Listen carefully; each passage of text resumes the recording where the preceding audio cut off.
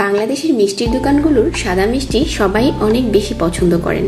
তবে কিছু কিছু টিপস না জানার কারণে এই সাদা মিষ্টি তৈরি করতে গিয়ে অনেক ঝামেলায় পড়তে হয়, বিশেষ করে যারা নতুন নতুন রান্না শিখছেন।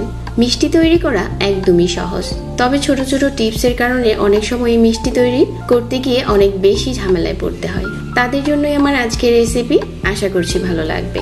আমি আজকের এই মিষ্টিতে অনেক টিপস শেয়ার করেছি। মিষ্টি তৈরির জন্য আমরা প্রথমে ছানা তৈরি করে নেব। একটা পাত্রে নিয়ে নিচ্ছি 1.5 লিটার লিকুইড মিল্ক। তারপর চুলায় বসিয়ে দিয়ে জাল করে নিতে হবে। যখন একটা বলক চলে আসবে ওই পর্যায়ে চুলার আঁচটাকে কমিয়ে দিয়ে হাফ কাপ দিয়ে দিচ্ছি টক দই। আমি দইটার কিন্তু পানি ঝরিয়ে নেইনি। হাফ কাপ টক দই দিয়ে আজকে আমরা ছানাটা কাটবো। তো টক দইটা দেওয়ার পর কিছুক্ষণ পরেই দেখা যাবে যে ছানা হতে শুরু করেছে। যখন ছানাটা হতে শুরু করবে ওই পর্যায়ে চুলাটাকে বন্ধ করে দিতে হবে, আর অনেকটা সময় ধরে কিন্তু চুলাতে আর রাখা যাবে না, তাহলে আমাদের ছানাটা শক্ত হয়ে যাবে। এখন আমি ছানাটা একটা কিচেন টাওয়ালে ঢেলে নিচ্ছি। সাথে সাথে ছানাটাকে আমি ঝুলিয়ে রেখে দিচ্ছি, তাহলে ছানার পানিটা খুব তাড়াতাড়ি পড়ে যাবে। 1 ঘন্টার মতো ছানাটাকে ঝুলিয়ে রাখার পর এখন ছানাটাকে কিছুটা মতে সফট করে নিচ্ছি। তো যখন এরকম সফট হয়ে গেছে তারপর এখানে আমি বাকি উপকরণগুলো দিয়ে দেব। 1 টেবিল চামচ নিয়েছি চিনি, আর এখানে 1/4 কাপ দিয়ে দিচ্ছি ময়দা, আর 1/4 চা চামচ বেকিং সোডা। এই মিষ্টি তৈরি করতে গেলে সোডাটাই ব্যবহার করতে হবে, বেকিং পাউডার দেওয়া যাবে না। তারপর ছানার সাথে সবগুলো মিশ্রণ একসাথে খুব ভালো করে মিশিয়ে নিচ্ছি। যখন মেশানো হয়ে যাবে তখন আমরা ছোট ছোট করে মিষ্টির বলগুলো তৈরি করে নেব।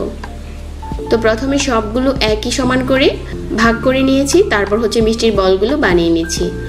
এটা করলে আমাদের সবগুলো মিষ্টি একই সাইজ হবে। আর প্রথমে হাত দিয়ে খুব ভালো করে চেপে ডলে ডলে তারপর মিষ্টিগুলো বানাতে হবে। আমাদের এখানে সবগুলো মিষ্টির বল বানানো হয়ে গেছে। এখন আমরা শিরা তৈরি করে নিচ্ছি। চুলায় একটা পাত্র বসিয়ে 2 কাপ দিয়ে দিচ্ছি চিনি, আর 5 কাপ দিয়ে দিচ্ছি পানি। যখন চিনিটা খুব ভালো করে গলে গেছে আর শিরাটাও ফুটতে শুরু করেছে ওই পর্যায়ে চুলাটাকে কমিয়ে দিয়ে সবগুলো মিষ্টির বল দিয়ে দেব। তারপর ঢাকনা দিয়ে ঢেকে দিব, আর চুলার আঁচটাকে বাড়িয়ে দিয়ে অপেক্ষা করব 15 মিনিট। ঠিক 15 মিনিট পর আমি ঢাকনাটাকে সরিয়ে নিয়েছি।